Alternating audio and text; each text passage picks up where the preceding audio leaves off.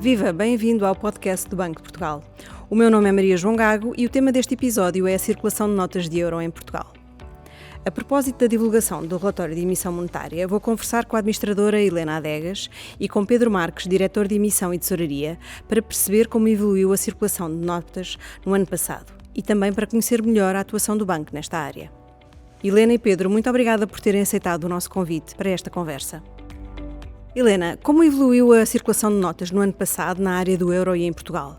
E que fatores condicionaram essa evolução? Olá, João. É um gosto estar aqui, ter esta oportunidade de divulgar o relatório de emissão monetária. E a propósito disso, eu gostava de dizer que a emissão de moeda é a função mais antiga dos bancos centrais.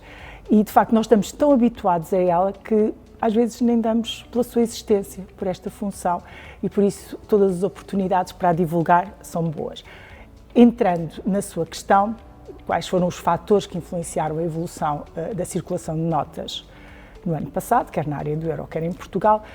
Para falarmos de evolução da circulação, eu acho que temos que relacionar com o conceito de emissão líquida, que vou aqui falar, e portanto se calhar é bom explicar o que é a emissão líquida. A emissão líquida são as notas e moedas que saem do Banco Central para a economia, subtraídas daquelas que fazem um movimento em sentido contrário, ou seja, as que entram no Banco Central. Se há mais notas a saírem do Banco Central do que a entrar, temos um aumento de circulação e temos uma emissão líquida positiva. E o contrário acontece se houver mais notas a entrar do que a sair no Banco Central. Aí temos uma diminuição da circulação monetária e uma emissão líquida negativa. Isto é importante para percebermos o que aconteceu durante o ano 2022, seja na área do euro, seja em Portugal. E realmente 2022 foi um ano muito interessante pelo que aconteceu nas duas metades do ano. E, além disso, há diferenças entre o que aconteceu na área do euro e em Portugal. Começando pela área do euro, na área do euro, no conjunto dos 20 países que compõem a área do euro, a emissão monetária líquida tem sido sempre positiva, ou seja, tem crescido a quantidade de notas e moedas em circulação. Isto tem acontecido sempre, embora, por exemplo, durante a pandemia ainda foi mais acentuado. Em 2022 voltou a suceder esse aumento, mas não foi um aumento linear ao longo do ano 2022, porque o ano 2022, no fundo, partiu-se em dois períodos. Tivemos a primeira metade do ano, que foi marcada pelo deflagrar da guerra, pela invasão da Ucrânia pela Rússia, o que levou a uma maior procura por numerário, o que é normal sempre nestas situações de incerteza e de instabilidade. E, portanto, houve um forte aumento da circulação monetária na área do euro.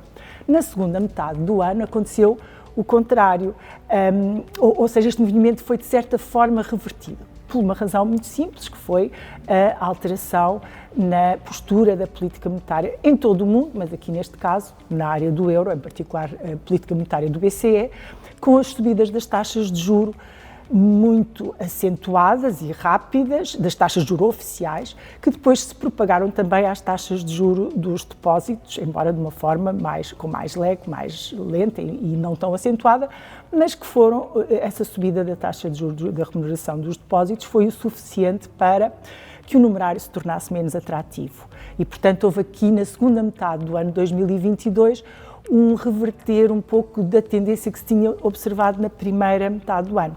Mas no conjunto do ano, olhando para a totalidade dos dois movimentos, mesmo assim saíram mais notas e moedas dos bancos centrais do que as que entraram e, portanto, a emissão monetária foi, em termos líquidos, foi positiva e continuou a crescer o número de notas e moedas em circulação.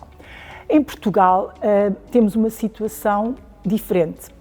A emissão monetária líquida é tradicionalmente negativa, ou seja, em Portugal entram mais notas e moedas no Banco de Portugal do que as que saem para a economia. Enfim, é normal entrarem no país, isto tem a ver, é fácil adivinhar, tem a ver com sermos um país turístico, é normal entrarem no país notas que são colocadas em circulação por outros bancos centrais na área do euro. Isto acontece sobretudo com as notas de valor mais elevado, com as de elevada denominação, onde se destaca bastante a nota de 50 euros. Esta nota entra em grandes quantidades na nossa economia e, portanto, excede as necessidades que existem na economia e, portanto, esta nota depois retorna em maior quantidade ao Banco de Portugal. Durante a pandemia observou-se uma pausa um pouco nesta tendência, mas, por razões também mais ou menos óbvias, mas em 2022 retomou-se a tendência manifestada, que se tinha manifestado até 2019. Se formos olhar para o ano, em Portugal também tivemos aqueles dois efeitos de que falei há pouco. A primeira metade do ano marcada pela guerra, com o aumento da circulação, e a segunda metade do ano mais sob o efeito do aumento das subidas das taxas de juros. Mas em Portugal há um terceiro efeito que esmagou os outros, que é a recuperação do turismo para níveis pré-pandémicos. E, portanto, em Portugal voltou a haver este efeito de entrada maior de notas do que de saída, isto quer entrada no país, quer depois também entrada no Banco de Portugal. Pedro, o Banco de Portugal é responsável por garantir a qualidade das notas e moedas que circulam em Portugal. Como é desenvolvida esta atividade e como é que evoluiu no ano passado? Obrigado, Maria João, por este convite para participar no podcast. Antes de responder à tua questão, deixa-me explicar que a verificação da qualidade do numerário que se encontra em circulação é extremamente importante, porque integra um dos pilares da estratégia do combate à contrafação.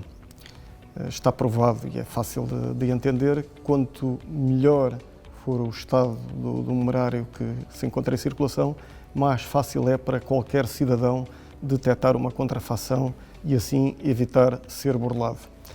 E neste âmbito, em 2022, o Banco de Portugal atuou em duas vertentes. Na primeira vertente, efetuámos 555 inspeções a instituições de crédito e a empresas de transporte e tratamento de valores, que são as entidades responsáveis por recolocar em circulação cerca de 85% do numerário em Portugal. E, portanto, essas 555 inspeções deram-nos uma razoável confiança de que o numerário que é colocado em circulação cumpre os apertados critérios estabelecidos pelo Eurosistema. Numa segunda vertente, o Banco de Portugal escolhe as notas e moedas que lhe são entregues pelo sistema bancário e, neste âmbito, o Banco de Portugal processou em sistemas extremamente sofisticados e de alta velocidade 557 milhões de notas e 79 milhões de moedas, das quais resultaram cerca de 85 milhões de notas que foram destruídas. Para além destas notas que são processadas automaticamente, nós também recebemos cerca de 40 mil notas de euro do público e um pouco menos de 4 mil notas de escudo do público.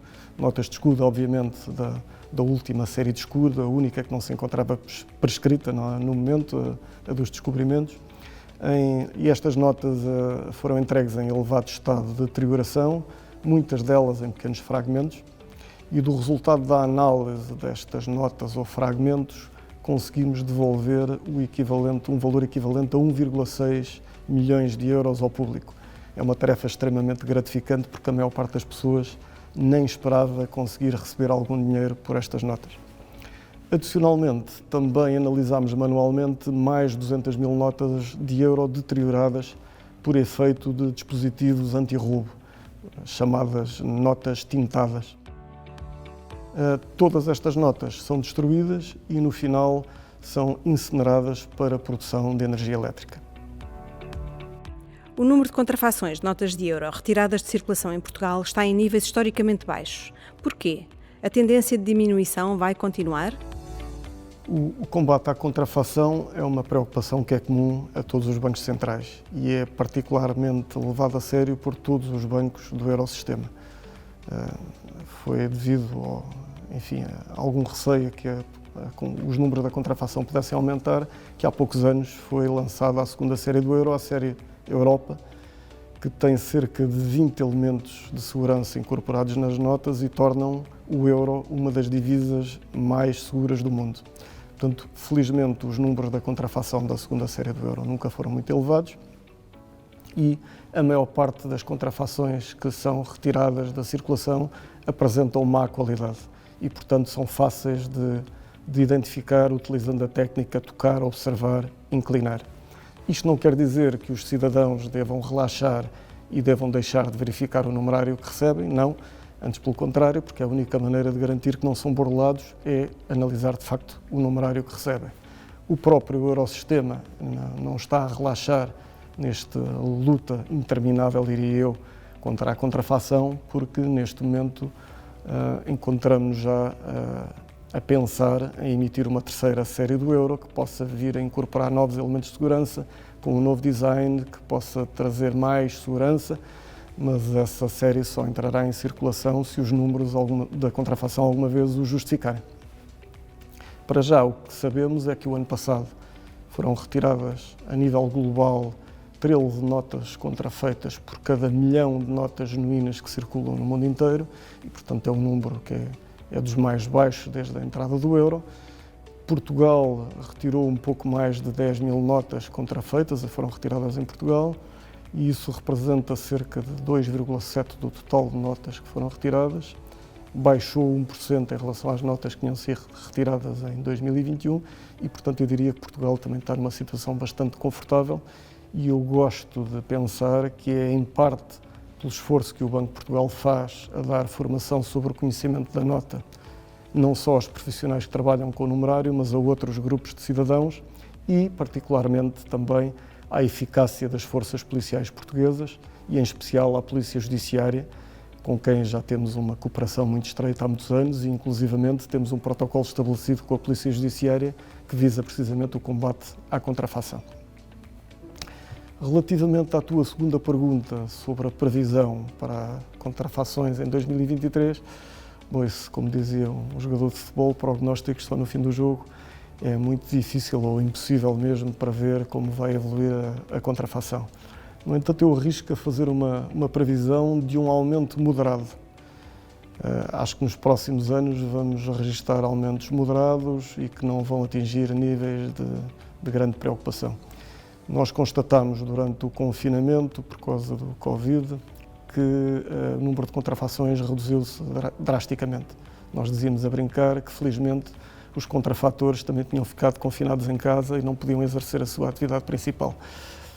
Com o fim do confinamento e a retoma da atividade económica, é natural que comecem a aparecer novamente mais contrafações, mas eu diria que o normal seria voltarmos aos valores de 2019 e pouco mais do que isso, sem grande preocupação.